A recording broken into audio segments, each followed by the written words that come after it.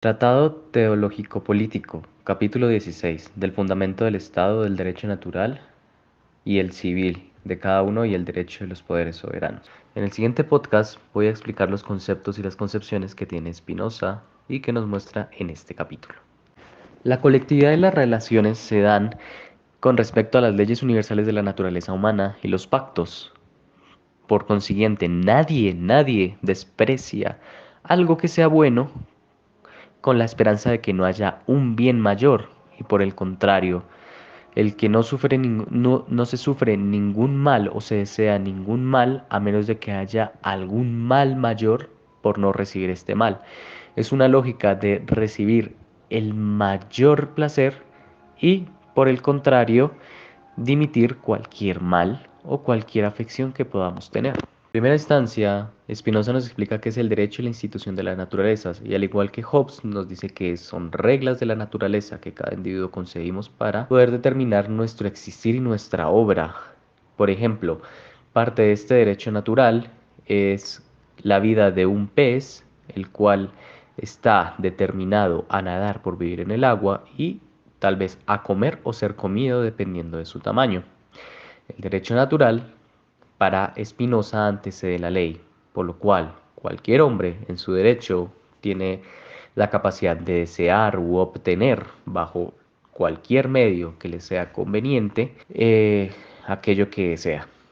La ley suprema, se refiere a Spinoza, es cualquier esfuerzo por perseverar en su estado sin ninguna relación existir y como se está determinado por su naturaleza, como explicamos anteriormente en el caso del pez. El autor nos explica la diferencia entre las leyes de la razón y las leyes del apetito. Nos explica primeramente que las leyes de la razón son por las cuales se rigen los hombres sabios, que viven su vida por y para la razón y que disfrutan del derecho máximo que les da la razón. De la misma manera, las leyes del apetito se le da a los hombres que son ignorantes y débiles de espíritu y que tienen el máximo derecho a lo que dicte el apetito. Algo muy importante es que el autor hace una referencia a San Pablo que no reconoce para este caso de las leyes del apetito ningún pecado antes de que existiese la ley.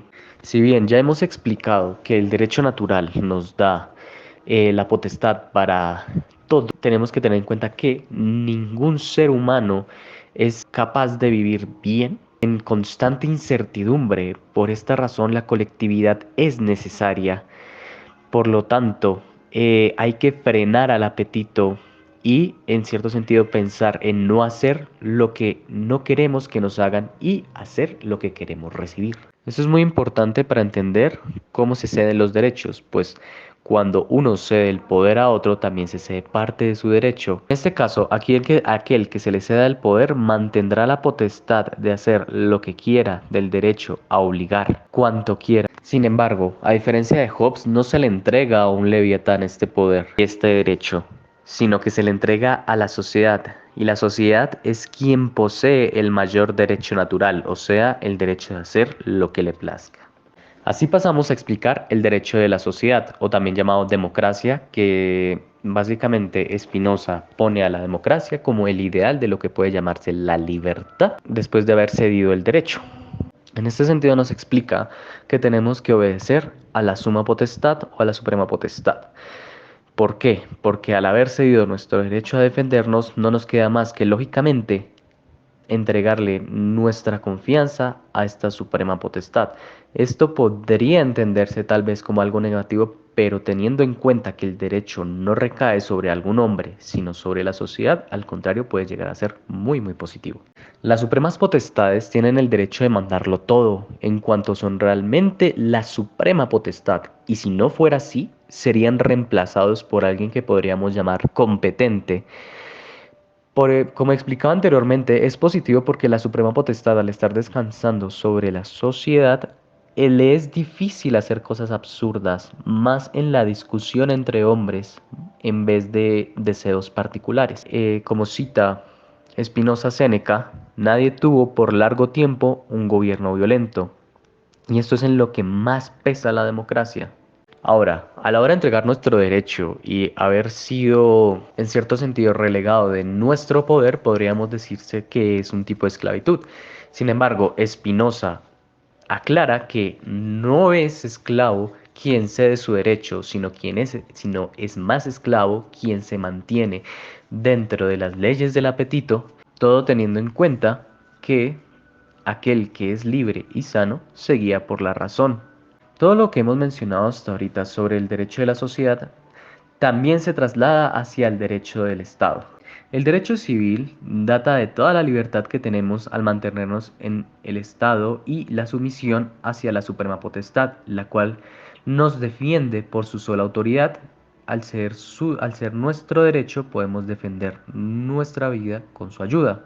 Por otra parte, existe lo que se llama la injusticia, la cual es sustraer bajo la apariencia de un derecho lo que pertenece a alguna persona según la interpretación de las leyes. Y aquí también vamos con la definición de la equidad y la inequidad, que están muy relacionados.